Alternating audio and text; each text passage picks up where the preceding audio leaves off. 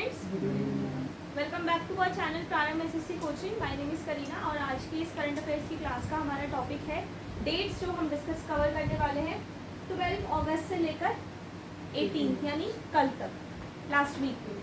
So first देखो, first क्या है, Indian navy to lease 2 MQ-9B sea guardian drones, यानी इंडियन नेवी ने लीज पर ये ड्रोन्स लिया है, उसका वो क्या है, मॉडल नंबर MQ-9B। क्या लिया है लीज पर? 2 MQ-9B गार्जियन ड्रोन्स लिए हैं। किसने? इंडियन नेवी ने। From home? किससे? जनरल एटॉमिक्स USA से इंडियन नेवी ने लिए। कब तक के लिए लिए हैं?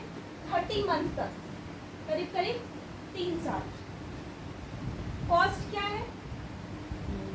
1943 crore.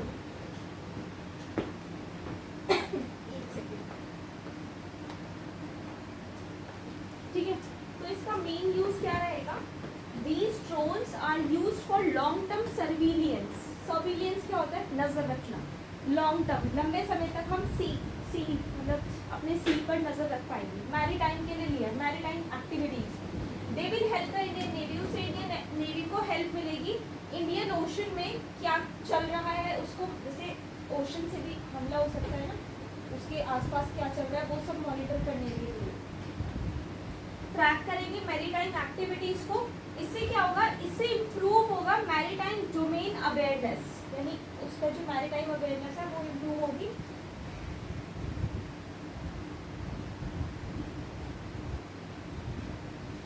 Carry out ISR, I का मतलब इंटेलिजेंस, S का मतलब सर्विलियंस और R का मतलब recognisance. It means MDA maritime domain awareness के लिए ये ऊपर पढ़ चुके हो। It means knowing and monitoring what is happening in the sea. आप मॉनिटर कर सको, पता चल सके, देख सको कि भाई सी में क्या हो रहा है। तो क्वेश्चन क्या आ सकता है? The Indian navy has lease 2 MQ-9B sea guardian drones mainly for, पता रहेगा आप, ठीक है, कि ये जो 9B है MQ है मैरीटाइम के लिए। M से M याद रख लो, M से M मैरीटाइम सर्विलियंस। सेकेंड जो आज का जो टॉपिक है करंट अफेयर्स का वो है Shabnam Sinha. Shabnam Sinha to succeed Sunil Mittal as Airtel payments bank chair. मतलब सुनील मित्तल जी पहले इसके एयरटेल पेमेंट्स बैंक के मैनेजर थे, चेयरमैन थे, लेकिन अभी वो चेंज हो गए। कौन बन रहा है? शबनम सिन्हा। कब से? अभी नहीं, अभी इनको अपॉइंट कर लिया उस चीज़ के लिए, बट जब वो रिटायर होंगी तब ये उस सीट पर जाएंगी। Shabnam Sinha will become the new chairperson of Airtel payments bank. New chairperson कौन बन रहा है? Shabnam Sinha. She will take charge on 1 October 2026।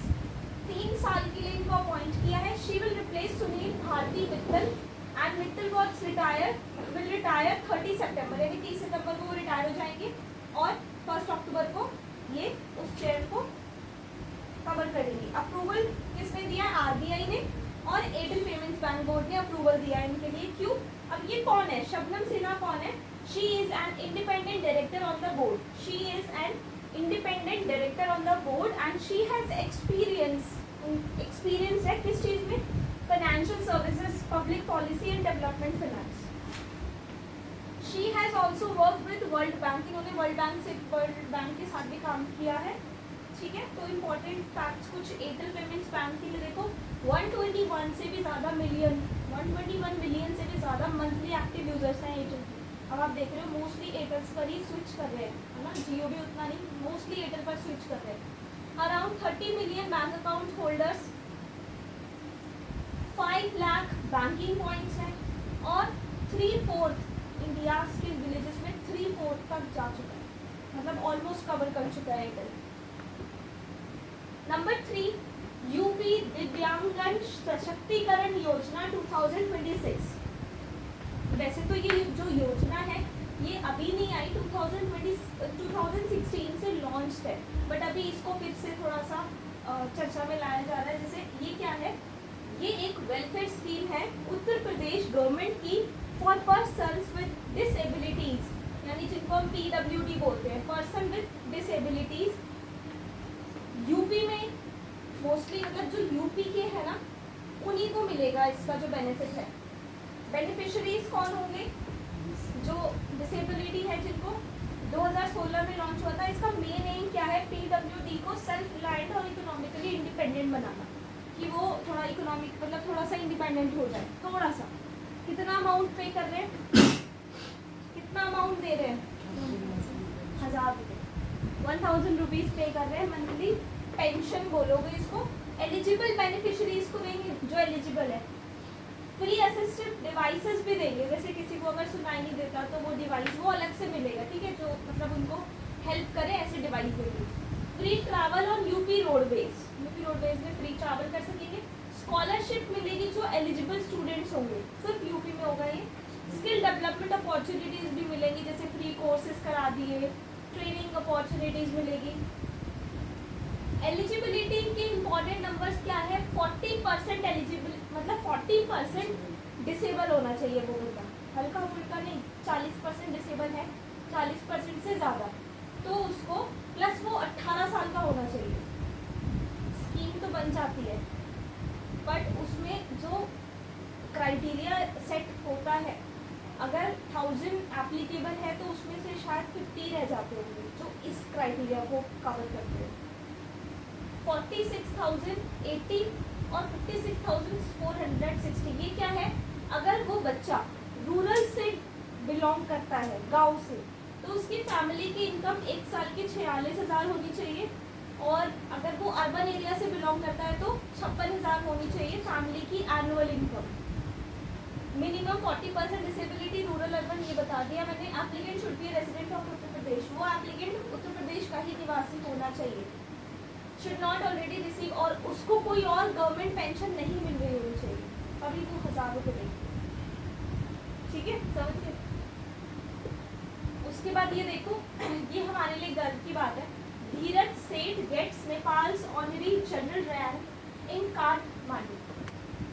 Dheeraj Seth Indian navy के एक ऑफिसर है, उनको नेपाल की नेवी में एक ऑनर रैंक प्रोवाइड किया। मतलब ये नहीं कि वो यहाँ का छोड़ के नेपाल नेवी में ही काम करेंगे, ऐसा नहीं, बट उनको एक ऑर्डा दिया है, मतलब लाइक उनको ऑनर किया।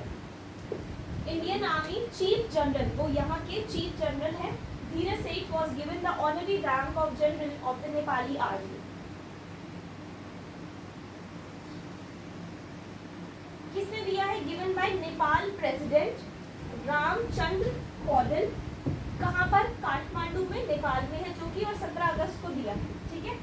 ये ट्रेडिशन, मतलब ये जो ट्रेडिशन है इस तरीके से किसी को ऑनर करना अपनी आर्मी में, किसी और कंट्री के आर्मी ऑफिसर को ऑनर करना, वो 1950 से चल रहा है।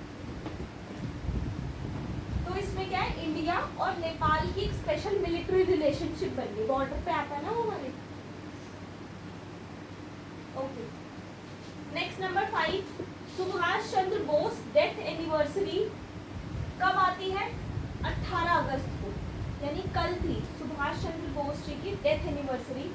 Is observed as the death anniversary of Netaji Subhash Chandra Bose. Remember, आपको क्या चीज़ें याद रखनी है? इनका पूरा नाम सुभाष चंद्र बोस, नेताजी सुभाष चंद्र बोस। पॉपुलर नेम, हम इनको नेताजी के नाम से जानते हैं।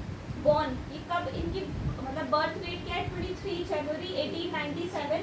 बर्थ प्लेस उड़ीसा में हुआ था, ठीक है। कांग्रेस प्रेसिडेंट रहे 1938 में।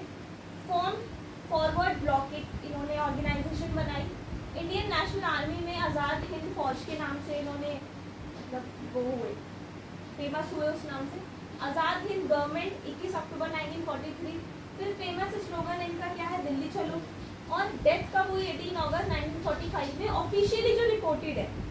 अब इनकी जो डेथ के पीछे ना कुछ कंट्रोवर्सी चल रही है। पहले ये देखो, ये क्या क्या करते थे? Netaji wanted complete independence from British rule. British rule से उन्हें पूरा इंडिपेंडेंस चाहिए था। He became the leader of the Indian national army, वो इंडियन नेशनल आर्मी के लीडर बने and used in arm struggle against the British. In 1943, he established the provisional government of free India, also known as the Azad Hind government. उन्होंने ये establish किया। अब इनके death के पीछे क्या कंट्रोवर्सी है देखो। According to the official account, Bose died after a plane crash on 18 अगस्त की, ऐसे बोलते हैं ऑफिशियली कि भाई एक प्लेन क्रैश हुआ 1845 में और इनकी उसमें डेथ हो गई थी। But Questions about his death and ashes kept at Renkoji temple in Tokyo have remained controversial. लेकिन उनकी जो एशेज है वो अभी भी टोक्यो में इस टेम्पल में रखी हुई है, तो उसके पीछे क्या बात, मतलब वो कंट्रोवर्सी, वरना वो सब सामने नहीं आने कि इनकी डेथ कैसे हुई थी. ठीक है. फिर सेंसस 2027, ये सभी आप जानते हो, अभी आपने वो फॉर्म भर के दिया होगा ना सबने एक फॉर्म. हाँ, सो 2027 में सेंसस भी होगा, उसके लिए भी तैयार है ना. उसके लिए 40 क्वेश्चंस की लिस्ट बनाई है इन लोगों ने कि ये 40 क्वेश्चंस पूछे जाएंगे. मैंने वो 40 क्वेश्चंस तो यहाँ नहीं रखे, बट मैंने मेन कैटेगरीज रखी कि किस टाइप के क्वेश्चंस रहेंगे. सो बेसिकली सेंसस क्या होता है? Census means the official counting. Census means the official counting and collection of information about the population of a country. किसी कंट्री की पॉपुलेशन की ऑफिशियली सारी काउंटिंग करना और उनकी इन्फॉर्मेशन को कलेक्ट करना is called census. India's census 2027 will be 16th census of India. India का ये 16th सेंसस रहेगा and it will be conducted in 2 phases. और इसको दो phases में कंडक्ट किया जाएगा. डिजिटली टेक्नोलॉजी, पहली बार हम जो सेंसस कर रहे हैं वो डिजिटली कर रहे हैं, टेक्नोलॉजी का यूज़ करके. ठीक है. इंपॉर्टेंट फैक्ट्स, ठीक है, ये मैं रिपीट कर चुकी हूँ. अच्छा, इसमें जो एस्टिमेटेड कॉस्ट आएगी वो करीबन 11,718 करोड़ के आसपास इसमें कॉस्ट लगने वाली है. Special feature first digital census of India है. New feature self enumeration and caste enumeration. Phase 1 में आपसे हाउस लिस्टिंग और हाउसिंग सेंसस से रिलेटेड क्वेश्चंस पूछे जाएंगे. In this phase information about the house and household facilities will be collected, like type and condition of house, drinking water, electricity, toilet facilities, kitchen, household assets and other basic facilities. तो जो phase 1 होगा उसमें घर से related आपके questions पूछे जाएंगे, और दूसरे में population, name, age, sex, marital status, nationality, religion, caste, disability, तो मतलब सारी चीज़ें, कितने लोग हैं, कोई प्रॉब्लम, वो 40 क्वेश्चन उन्होंने बनाए हैं, वो आपसे पूछे जाएंगे. डिजिटल होगा ये भी. जो ये फॉर्म अभी आपने भरे ये भी डिजिटली भरे जा रहे हैं, बट क्योंकि हर कोई नहीं फिल कर सकता तो वो इसलिए आपको ऐसे फॉर्म पहुँचाएंगे. तो ये बट डिजिटली होने वाला है, बट मे भी किसी को भेजेंगे लाइक फॉर हेल्प वगैरह करने के लिए, जो नहीं कर सकते लोग उनके लिए. एजुकेशन से रिलेटेड क्वेश्चंस रहेंगे, एम्प्लॉयमेंट से रिलेटेड क्वेश्चंस रहेंगे, कब से काम कर रहे हो और क्या काम करते हो, वर्कर हो, एम्प्लॉयर हो, एम्प्लॉय हो, या अनपेड फैमिली वर्कर हो. If you are not working, are you available for employment, काम नहीं कर रहे हो तो क्या काम करना चाहते हो, ये सारी चीज़ें. माइग्रेशन तो नहीं है, यहीं बॉर्न हुआ है या कहीं और किसी और कंट्री स्टेट से आए हो. फैमिली एंड हेल्थ से रिलेटेड क्वेश्चंस रहेंगे. ठीक है. और इसमें क्या इंपॉर्टेंट है कि ये डिजिटल सेंसस होगा. Self enumeration, people will get an option to provide their information themselves before the enumeration visitor. उस विजिट करने से पहले आप खुद अपनी इन्फॉर्मेशन दे सकोगे. Caste related information will be collected. Questions about a person's ability to use digital device and technology will be included, कि क्या आप डिजिटल डिवाइस यूज़ कर सकते हो, ये सारी चीज़ें उसमें रहेंगी. ठीक है. उसके बाद नंबर 7 पर क्या है देखो, Supreme Court. Supreme Court ask 19 states and UTs to consider declaring cancer a notifiable disease. उन्होंने 19 स्टेट्स और यूटीज को ऑर्डर दिया है कि भाई कैंसर को ना एक नोटिफिएबल डिजीज बनाओ. यानी अगर आपके पास कोई ऐसा पेशेंट आता है तो इस ऑर्गेनाइजेशन को बता दो ताकि उस पेशेंट का इलाज करना थोड़ा जल्दी हो जाए. सुप्रीम कोर्ट ने ऑर्डर दिया. इशू क्या था, मतलब क्या क्यों दिया, ताकि वो कैंसर को एक नोटिफिएबल डिजीज बना सके. हाउ मेनी स्टेट्स, 19 से पूछा. Already declared by 17 states already declare कर चुके हैं. मेन पर्पस रहेगा बेटर रिपोर्टिंग, सर्विलियंस अच्छे से हो जाए and early detection of cancer. NGO bench led by CJI Suryakant. What is a notifiable, अच्छा नोटिफिएबल डिजीज क्या होती है? नोटिफिएबल डिजीज एक ऐसी डिजीज है whose cases must be reported to public health authorities. ऐसे डिजीज जिसका कोई भी केस अगर आपके पास आ रहा है तो आपको उसको पब्लिक हेल्थ अथॉरिटी को बताना ही बताना है. For example when a hospital और doctor identifies a notifiable disease, उन्होंने आइडेंटिफाई किया, the case has to be reported to the concerned health authority according to applicable rules. ठीक है. नंबर 8 में देखो, PM Modi Independence Day speech 2026. ये उनकी speech का एक मैं समरी बना के लेके आई हूँ जो उन्होंने 2026 के इंडिपेंडेंस डे में अपनी स्पीच में बोला है। इसमें क्या बोला उन्होंने, AI training, Saptadhara, free coaching and Viksit Bharat bye 2047। देखते हैं। So on 15 August 2026, Prime Minister Narendra Modi addressed the nation from the Red Fort on India's 18th Independence Day. His speech focused on Viksit Bharat 2047. क्या बोल रहे हैं, 2047 तक हम भारत को विकसित भारत बनाएंगे। आत्मनिर्भरता, youth empowerment, AI, technology, manufacturing, defence, energy, security and women's participation. He introduced Saptadhara, इन्होंने ये सप्तधारा वर्ड यूज किया है, मतलब 7 स्ट्रीम्स ऑफ डेवलपमेंट, यानी डेवलपमेंट के वो 7 sectors.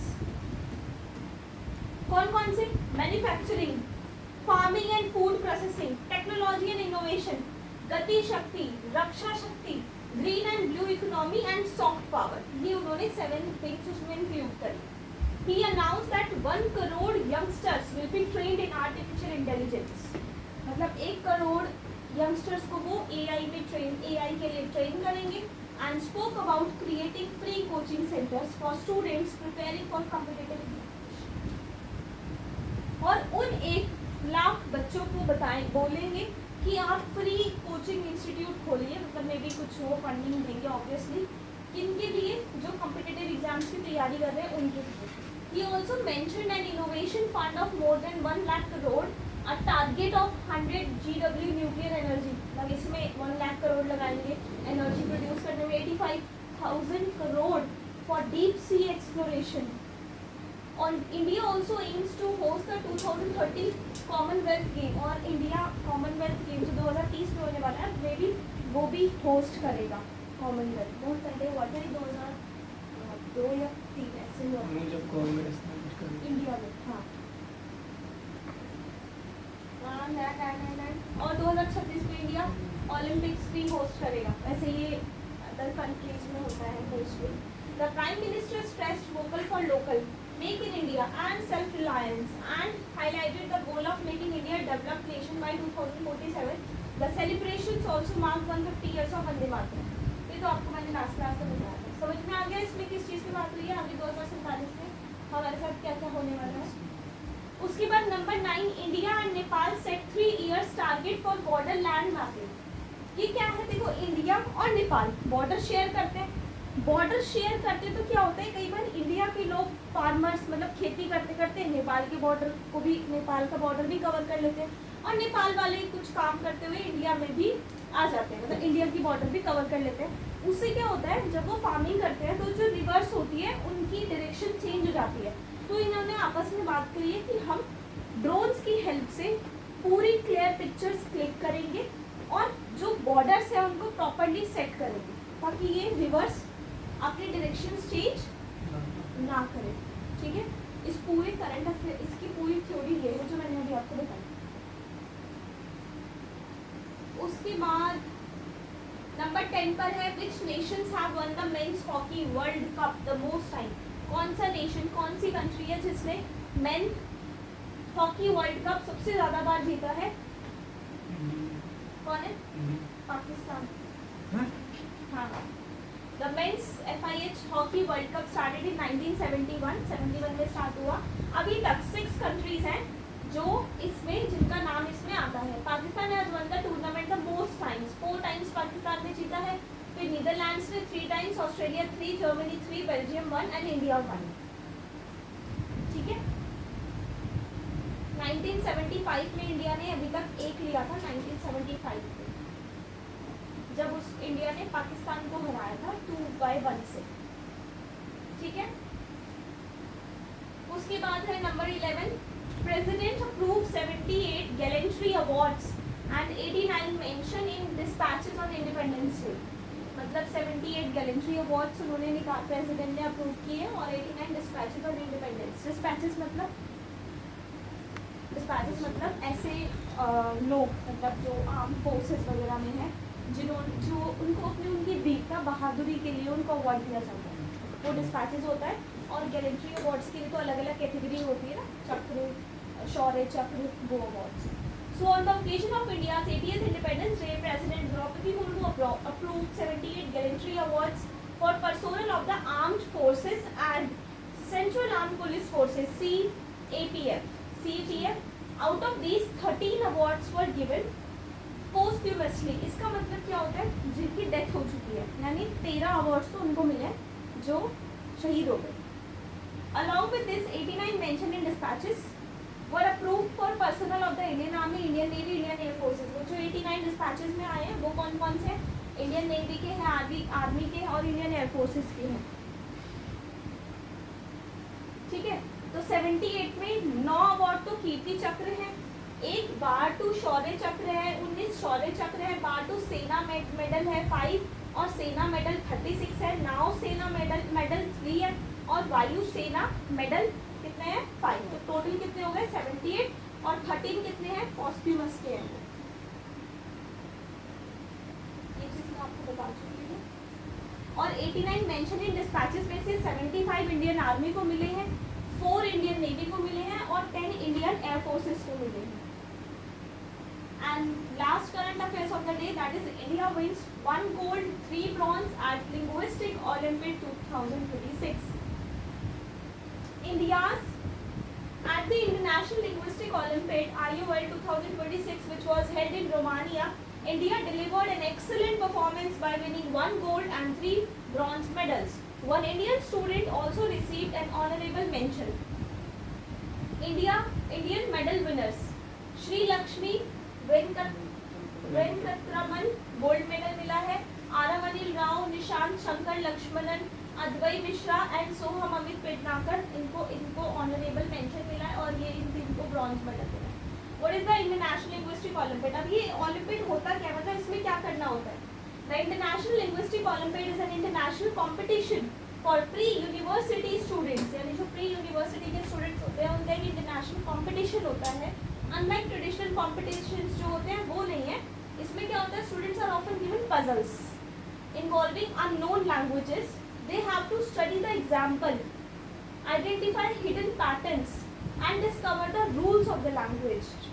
The problem may be related to grammar, sentence construction, phonology, word formation and language patterns. Training इनको पहले दी थी, ऐसा नहीं कि डायरेक्ट दी है, इनको पहले ट्रेनिंग दी थी.